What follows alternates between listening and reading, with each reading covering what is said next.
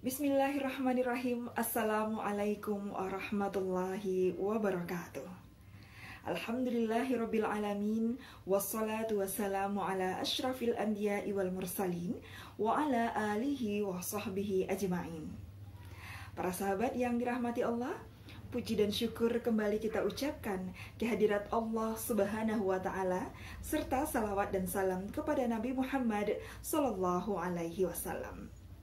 Pertama, kami ingin mengucapkan selamat melaksanakan ibadah Ramadan 1442 Hijriah kepada kita semua, dan tentunya kita berharap kepada Allah semoga kita diberikan ketabahan dan kesabaran untuk melaksanakan ibadah Ramadan tahun ini.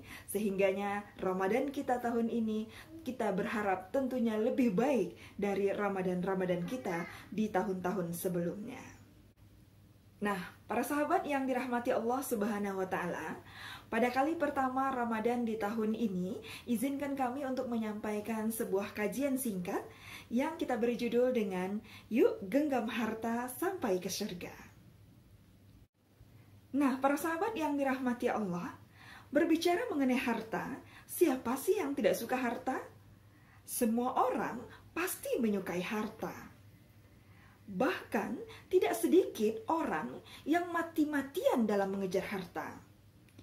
Disadari atau tidak, terkadang harta itu menjadi tolak ukur kemuliaan seseorang. Tidak jarang kita lihat orang yang memiliki harta yang banyak terkadang lebih mendapatkan kemuliaan di sisi sosial kemasyarakatannya ketimbang orang yang tidak memiliki harta. Dan bahkan orang tua pun terkadang mencari menantu pasti orang yang banyak memiliki harta. Nah, seringkali harta itu menjadi tolak ukur atas kebahagiaan seseorang. Padahal sebenarnya harta itu tidak menjadi jaminan terhadap kebahagiaan seseorang. Nah, para sahabat, jelaslah bahwa harta itu adalah aset kekayaan yang sangat dibutuhkan, dicari dan dimiliki oleh setiap manusia. Karena dengan harta, setiap manusia itu bisa memenuhi kebutuhannya. Nah, oleh sebab itu, keinginan untuk mengumpulkan harta itu, ini adalah fitrah dari setiap manusia. Maka, orang senantiasa berlomba-lomba untuk mencari harta. Mulai dari pagi sampai malam hari, itu kebanyakan mereka berorientasi untuk mencari harta. Sesuai dengan firman Allah dalam surah Ali Imran ayat 14. A'udzu billahi minasyaitonir rajim. Bismillahirrahmanirrahim. Zuyyina lin-nasi hubbus syahawat minan nisa'i wal banina wal qanatiril muqantarati minadh dhahabi wal fiddati wal khailil musawwamati wal an'ami wal harth dzalika mata'ul hayatid dunya wallahu 'indahu husnul ma'ab. Dijadikan terasa indah dalam pandangan manusia cinta terhadap apa yang diinginkan, berupa perempuan-perempuan, anak-anak, harta benda yang bertumpuk dalam bentuk emas dan perak, kuda pilihan, hewan ternak, dan sawah ladang. Itulah kesenangan hidup di dunia, dan di sisi Allah lah tempat kembali yang baik. Nah, para sahabat, di dalam Islam, harta itu bisa menjadikan seseorang menjadi bahagia dunia dan akhirat. Tentu saja kalau digunakan kepada hal yang kebaikan. Tetapi harta juga bisa menjadi sesuatu yang buruk bagi manusia kalau digunakan kepada hal-hal yang buruk. Ibarat mata pisau bisa digunakan kepada hal-hal yang baik kalau kegunaannya baik, tetapi juga bisa berakibat buruk kalau digunakan kepada hal-hal yang buruk.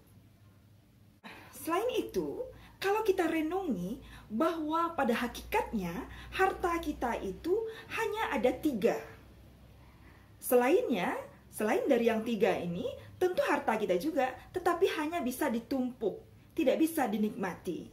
Maka apakah 3 hal tersebut? Yang pertama adalah makanan yang kita makan. Kemudian yang kedua adalah pakaian yang kita pakai atau harta yang kita pakai. Kemudian yang ketiga adalah sedekah. Jadi hanya ada 3 harta kita. Pertama, makanan yang kita pakai, pakaian yang kita pakai, dan yang ketiga adalah sedekah. Maka selain dari yang 3 itu adalah harta kita yang hanya bisa kita tumpuk dan kita kumpulkan saja. Nah, di antara yang 3 itu, hanya sedekahlah yang bermanfaat sampai ke akhirat. Sementara yang lain hanya bisa ditumpuk dan tidak bisa dinikmati. Contohnya saja misalnya, orang yang memiliki rumahnya 1, 2, ataupun 3, yang dipakainya atau yang ditempatinya hanya 1. Sementara 2 rumah lainnya, itu hanya bisa ditumpuk saja. Begitu juga dengan seseorang yang memiliki uang miliaran rupiah. Ya, yang hanya dipakainya itulah yang bisa dinikmati. Sementara yang dikumpulkannya itu hanya bisa ditumpuk dan tidak bisa dinikmati. Ini juga diungkapkan di dalam hadis Rasulullah SAW riwayat Muslim sebagai berikut. Yaqulul abdu mali mali innama lahu min malihi thalathun ma akala fa'afna aw laisa fa'abla aw a'ta fa'aftana wa ma siwa dhalika fahuwa dhahibun wa tarikuhu linnas. Hamba berkata, hartaku, hartaku, bukankah hartanya itu hanyalah 3, yang ia makan dan akan sirna, dan ia kenakan dan akan usang, yang ia beri yang sebenarnya harta yang ia kumpulkan. Harta selain itu akan sirna dan diberikan kepada orang-orang yang ia tinggalkan. Nah, hal ini bukan berarti Islam melarang kita menjadi orang kaya atau memiliki harta yang banyak. Justru Islam menganjurkan kita agar memiliki harta. Akan tetapi harta tersebut digunakan untuk membela agama dan membuat kebahagiaan sejati di akhirat kelak. Inilah fungsi harta yang sebenarnya. Nah, bagi orang yang ingin mencari ridho Allah Subhanahu wa Ta'ala, maka harta yang dicarinya di dunia ini akan dijadikannya sebagai kendaraan untuk menuju kebahagiaan di akhirat kelak. Nah, bagaimana caranya? Maka caranya adalah sebagai berikut. Yang pertama adalah membebaskan hutang orang yang terlilit hutang. Hal ini sebagaimana diungkapkan di dalam firman Allah Subhanahu wa Ta'ala dalam surah Al-Baqarah ayat 280. Wa in kana dzu usratin fanaziratun ila maisarah wa an tasaddaqu khairul lakum in kuntum ta'lamun. Dan jika orang yang berhutang itu dalam kesukaran, maka berilah tangguh sampai dia berkelapangan, dan menyedekahkan sebagian atau semua utang itu lebih baik bagimu jika kamu mengetahui. Nah, para sahabat, banyak orang yang terlilit hutang hanya disebabkan oleh faktor ekonomi yang berat. Maka membebaskan seseorang yang terlilit hutang ini akan mendapatkan naungan dari Allah Subhanahu wa Ta'ala di akhirat kelak. Nah, para sahabat, cara yang kedua untuk menjadikan harta kita ini sebagai kendaraan untuk mencapai kebahagiaan di akhirat kelak adalah dengan memperbanyak sedekah. Nah, naif rasanya orang yang banyak harta tetapi enggan untuk bersedekah. Dan ia pengen masuk surga lagi. Tentunya orang yang seperti ini, orang banyak harta tetapi enggan bersedekah dan pengen masuk surga, ini bagaikan pungguk merindukan bulan. Nah, para sahabat, ada sedekah yang paling dahsyat untuk menjadikan harta kita sebagai kendaraan kita menuju ke surga. Apa itu? Itu adalah dengan wakaf. Jadi, seseorang yang mewakafkan hartanya, ini adalah ibadah yang paling dahsyat atau sedekah yang paling dahsyat untuk menjadikan harta kita sebagai kendaraan menuju surga. Nah, kalau kita ibaratkan dengan memancing ikan dengan kail pancing dan perahu yang kecil, tentu ikannya yang akan didapat seadanya saja. Jadi kalau orang mancing ikan, perahunya kecil, kailnya juga kecil, maka yang akan didapatkan tentu ikan yang kecil-kecil atau mungkin seadanya saja. Tetapi kalau seandainya kita memakai perahu yang besar untuk memancing ikan, atau dengan mata pancing yang lebih besar, maka yang akan kita dapatkan tentulah ikan yang besar-besar juga. Maka inilah ibaratnya sedekah. Kalau yang kita sedekahkan itu adalah harta yang sedikit-sedikit atau yang kecil-kecil saja, maka tentu yang kita dapatkan seadanya, pahala yang seadanya. Tetapi kalau kita menyedekahkan harta yang terbaik atau harta kita yang lebih besar lagi, maka inilah balasannya. Allah akan memberikan atau harta kita ini akan dijadikan kendaraan untuk menuju surga. Masya Allah, ini adalah hak mewakafkan harta ini adalah sedekah yang paling terdahsyat di dalam menuju atau menggenggam harta kita sampai ke surga. Contohnya saja, orang yang mempunyai rumah lebih, misalnya lebih dari satu, kenapa tidak diwakafkan saja ya kepada rumah-rumah tahfiz atau mungkin kepada keperluan-keperluan yang lain?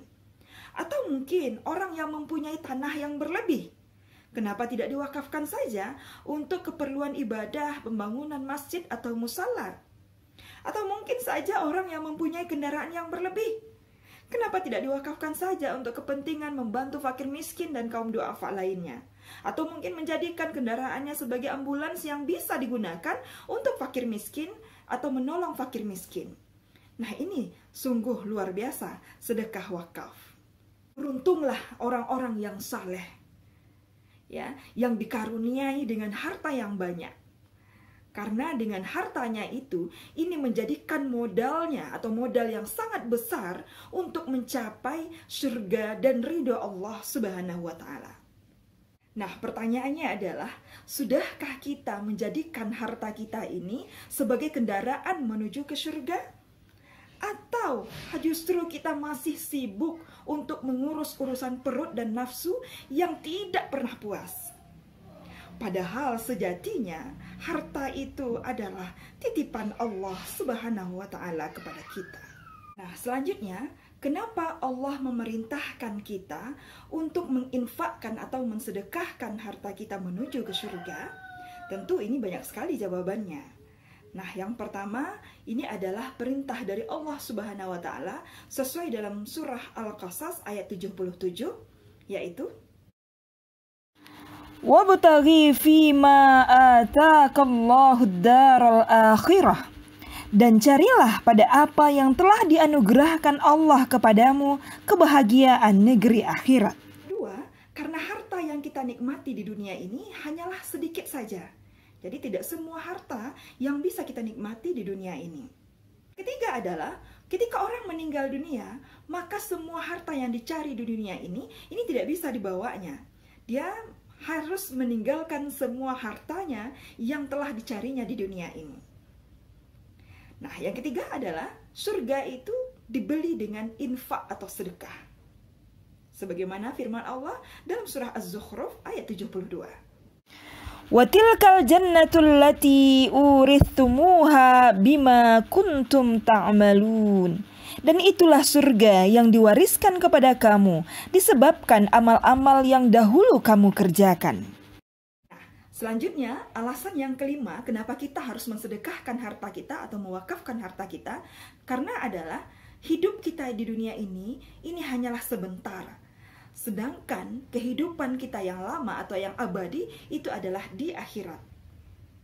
Nah, inilah kenapa kita dianjurkan untuk mencapai kebahagiaan di akhirat itu lebih utama daripada kebahagiaan di dunia. Sebagaimana sabda Rasulullah SAW yang diriwayatkan oleh Muslim dari Abu Hurairah.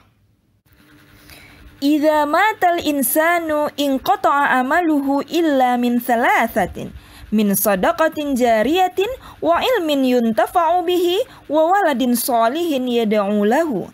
Jika seseorang meninggal dunia, maka terputuslah amalannya, kecuali 3 perkara, yaitu sedekah jariah, ilmu yang dimanfaatkan, atau doa anak yang saleh. Dengan demikian, pentinglah bagi seorang muslim untuk menyiapkan kematiannya kelak. Seseorang hendaknya menjadikan setiap waktunya itu menjadi sesuatu yang penuh manfaat dan penuh dengan amal saleh. Dengan menjadi pribadi yang setiap amalannya itu akan mengalirkan pahala yang terus-menerus. Bahkan ketika dia sudah meninggal, maka salah satu amalan yang menjadikan pahalanya mengalir terus-menerus itu adalah dengan cara wakaf. Wakaf bisa mengalirkan pahala yang tiada henti kepada si pemberi wakaf atau si wakif. Nah, selama harta yang diwakafkannya ini terus memberikan manfaat kepada orang lain, maka si wakif ya, walaupun dia sudah meninggal, maka akan terus diberikan pahalanya oleh Allah Subhanahu wa taala. Maka jawabannya, wakaf ini adalah amalan yang sangat luar biasa. Amalan sedekah yang paling dahsyat. Karena wakaf bisa membuat orang yang berwakaf atau si wakif akan menggenggam hartanya itu sampai ke surga. Kenapa begitu? Karena dengan banyaknya amalan ini kita bisa akan memberikan manfaat pada orang yang banyak. Sehingga walaupun kita sudah meninggal dunia, amalan-amalan itu akan mengikuti kita terus sampai akhir zaman. Nah, tunggu apa lagi? Mari kita genggam harta kita sampai ke surga dengan cara berwakaf. Nah, para sahabat yang dirahmati Allah, demikianlah tadi cara atau tips-tips bagaimana cara menggenggam harta kita sampai ke surga. Nah, dengan cara menjadikan harta kita di dunia ini sebagai kendaraan kita menuju ke surga atau menuju kebahagiaan yang paling abadi yang nantinya di akhirat kelak. Nah, baiklah sahabat, demikianlah tadi yang bisa kita sampaikan dalam episode Yuk Genggam Harta Sampai ke Surga. Mudah-mudahan bermanfaat. Mohon maaf, billahi taufik wal hidayah. Wassalamualaikum warahmatullahi wabarakatuh.